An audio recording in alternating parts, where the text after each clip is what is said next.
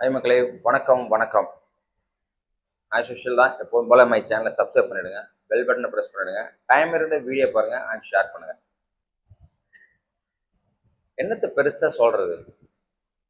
நம்ம விஜய்னா மக்கள் நலன் மக்கள் நலன் காப்போம் அப்படின்னு சொல்லிட்டு துடிக்கிற டிஎம்கேவும் சரி ஏடிஎம்கேவும் சரி.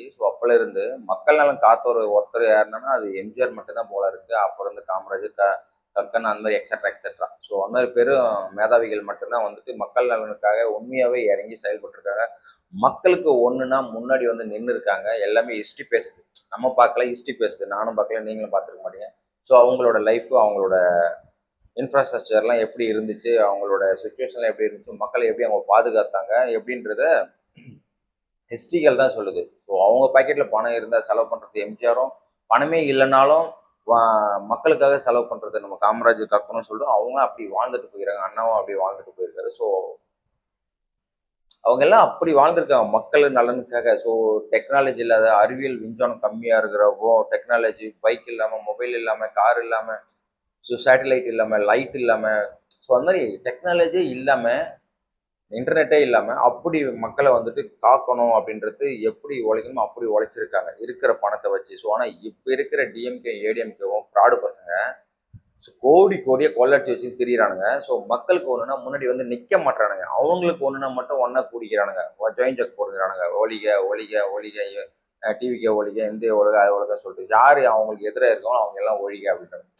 எதுக்கு சொல்ல வரேன்னா, உண்மையாவே மக்கள் நலன் காக்கணும், மக்களுக்காக சேவை பண்ணணும் அப்படின்னா எந்த எதிரியா இருந்தாலும் ஒற்றுமை ஆயிடுவாங்க. அரசியல்ல பெரிய அரசியல்னா எதிரி இருக்கு, அண்ணன் தம்பியே எதிரி இருக்கணும், அது வேற. சொத்து பிரச்சனை இருக்கு, அது வேற. அரசியல் என்ன உங்களுக்கு சொத்து பிரச்சனை இருக்கு, என்ன எதிரி இருக்கு? இப்போ புதுசா டிவிக்கு தலைவர் வந்திருக்காரு, விஜய் வந்திருக்காரு, மக்கள் நலனுக்காக வந்திருக்காரு. நான் மக்களுக்காக மட்டும்தான் சேவை பண்ண போறோம், மக்கள் பணி செய்து கிடைப்பதே என்னோட கடமை அப்படின்னு சொல்லிட்டு ஃபேமிலி கூட பார்க்காம, எதுவுமே பார்க்காம, அந்த பிரச்சனை கூட பார்க்காம மக்கள் பிரச்சனை தான் எனக்கு முன்னாடி நிற்குது. எனக்காக இருந்தவங்களை நான் அவங்களுக்காக நான் செய்வேன் அப்படின்னு நின்று ஒரு கூட்டத்தை கூட்டுறாரு. எம்பிகள் கூட்டத்தை கூட்டுறாரு. அதுக்கு எவனுமே வரல. டிஎம்கே வரல, ஏடிஎம்கே வரல, பாமகவும் வரல. அன்புமணி முன்னாடி நின்றுட்டு எம்பிக்கள் கூட்டம், இந்த பிரச்சனை அந்த பிரச்சனை எல்லாத்தையும் வாய்க்கிலேயே பேசுவார். அவருக்கு சார்பா ஏதாவது சிஎம் பண்ணிட்டாருன்னா ஓகே, சிஎம் வாழ்க, விஜய் வாழ்க, சூப்பர் அப்படின்றவர். அவர் கூப்பிட்றாரு வர வேண்டியது. ஏன்னா அவர் பிஜேபியில் இருப்பார். இந்த பக்கம் டிஎம்கே ஏடிஎம்கே கண்டிப்பா எல்லாரும் சொல்ற மாதிரி பிஜேபி சப்போர்ட்ல தான் இருக்காங்க. ஏடிஎம்கே ஆல்ரெடி பிஜேபி கூட்டணியில் இருக்கு, டிஎம்கேவும் பிஜேபி போற மாதிரி இருக்கு. விஜய் நான் சொன்ன மாதிரி ஒருத்தனை எதுக்குறதுக்கு மொத்த பேரும் கூட்டணி மறுபடியும் சேர்றாங்க. டிஎம்கே, ஏடிஎம்கே, பிஜேபி, பாமக இவங்க எல்லாரும் ஒன்றா சேர்றாங்க. வரும் இடைத்தேர்தலில் தெரிஞ்சிடும் யார் யார் கூட நிற்கிறாங்க சொல்லிட்டு. யார் யார் கூட சப்போர்ட் நிற்கிறாங்க அப்படின்னு சொல்லிட்டு உள்ளாட்சி தேர்தலையும் தெரியும். உள்ளாட்சி தேர்தலை விட இடைத்தேர்தல் தான். ஏன்னா அது எம்எல்ஏக்கள் மீது எல்லாமே சின்ன சின்ன போஸ்டிங். அது சம்பாதிப்பானுங்க, இல்லைன்னு சொல்ல. பட் மக்களுக்காக உண்மையாவே நல்லது செய்யணும்னு நினைச்சிருந்தா அனைத்து கட்சி கூட்டத்தை கூட்டுன்றீங்கல்ல, அனைத்து கட்சி கூட்டத்தை கூட்டினா மட்டும் கீழ்ச்சி தள்ளிடுவீங்களா? கிழிச்சு தள்ளிடுவாங்க, அப்படியே அறுத்து தள்ளிடுவாங்க. உதயநிதி ஸ்டாலின் சொல்றேன். அப்படியே இல்லைன்னா மட்டும் அறுத்து தள்ளிடுவாங்க. இவர் அப்படியே அறுத்து தள்ளிட்டாரு. அப்படியே கிழிச்சிருவாரு நாய். ஒன்றும் பயமா பேசுறது கூட தெரியாம, என்ன பேசுறதுன்னு தெரியாம, மைக் முன்னாடி பேசுனால சட்டசபையில் என்ன பேச தெரியாம பேசி சாவடிச்சுன்னு இதே வேலையை தான் வச்சு தெரியுறாங்க உதயநிதி ஸ்டாலின். Waste of. மற்றவங்க எல்லாம் சொல்ற மாதிரி உதயநிதி ஜெயிச்சதை விட ஸ்டாலின் ஜெயிச்சதாலே பெட்டரா இருந்திருக்கும் பொழுது மக்களுக்கு ஏதாவது சிந்திச்சு செயல்பட்டு இருப்பாரு. இவன் உதயநிதி ஸ்டாலின் வேஸ்ட், உதவாநிதி ஸ்டாலின் பேர் வச்சு வேஸ்ட். அனைத்து கட்சி கூட்டத்தை கூட்டுங்கன்னு சொல்லிட்டு வாய்க்கிலேயே உதயநிதி ஸ்டாலின் சரி, எடப்பாடியும் சரி, மற்றவங்க எல்லாருமே சீன் போட்டு திரியிறானுங்க. மேகதாது பிரச்சனை, அணை கட்டுறது பிரச்சனை, காவிரி பிரச்சனை, இது எல்லாமே கூட்டுங்க பேசி ஒன்றும் பண்ண போறது கிடையாது. அது என்ன பண்ணணுமோ தீர்மானம் நிறைவேற்றுச்சு சட்டசபையில. கட்டக்கூடாது எதிர்ப்பு தெரிவிச்சு தீர்மானம் ஒற்றுமையா எல்லாமே ஏதோ நீங்க மட்டும் நிரூபிச்சிட்டாங்க.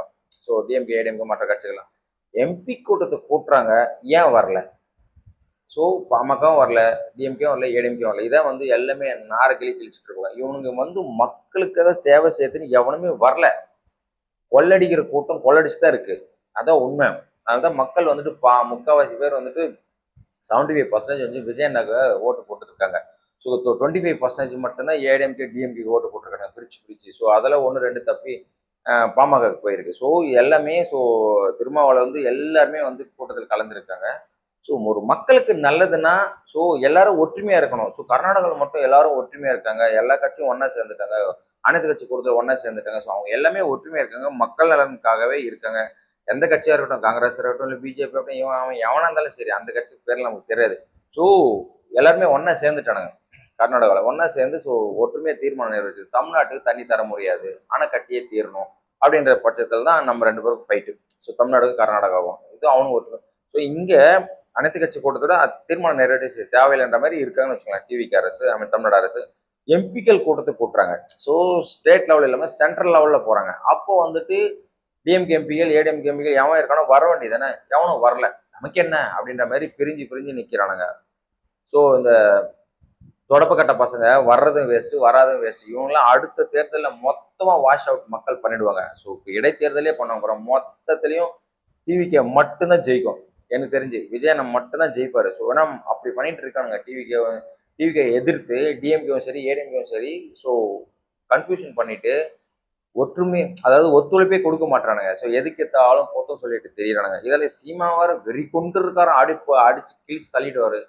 அப்படியே அறுத்து தள்ளிடுவாரு பாரு. ஸோ ஒரு ஓட்டு நாய் ஒரு ஓட்டு கூட வாங்காது. ஸோ ஒரு ஒரு எம்எல்ஏ கூட ஆக மாட்டானுங்க. இதில் இது ஒரு இடைத்தேர்தல் மறுபடியும் நிற்கிறாராம். ஆல்ரெடி காரைக்குள்ள நின்று கிழிச்சிட்டாரு. இப்போ வந்துட்டு வேற எங்கேயும் நிற்க போறாரு 7 தொகுதியில. ஸோ எங்கன்னா நின்று அடி செருப்படி வாங்கட்டும் நாய். அதை பணம் கொட்டி கிடக்கு. மற்ற காரா வாங்கி தர அடுத்து ஃபிளைட் வாங்குவான். அவன் வாயிலே உளறான். ஃபிளைட் மயிரில் தான் வாங்குவேன். ஃபிளைட் வாங்கணும் ஜெயிலில் தான் போவேன்.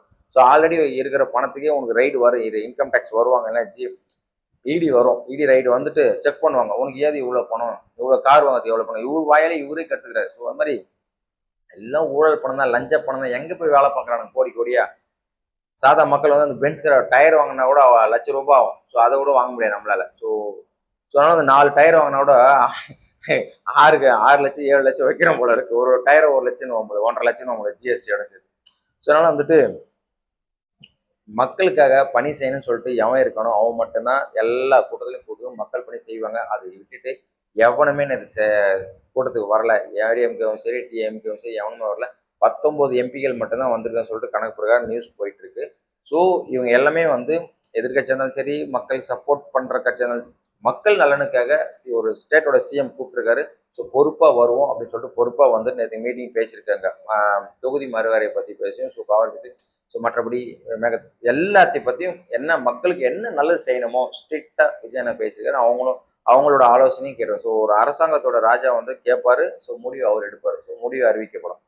இதில் வந்துட்டு மக்கள் சார்ந்த நிகழ்ச்சிகள் மட்டும்தான் எல்லாமே விஜயனை பார்க்குறாரு. ஸோ இதில் வந்துட்டு இவங்க வராமல் போயிட்டது ரொம்ப ரொம்ப தப்பு.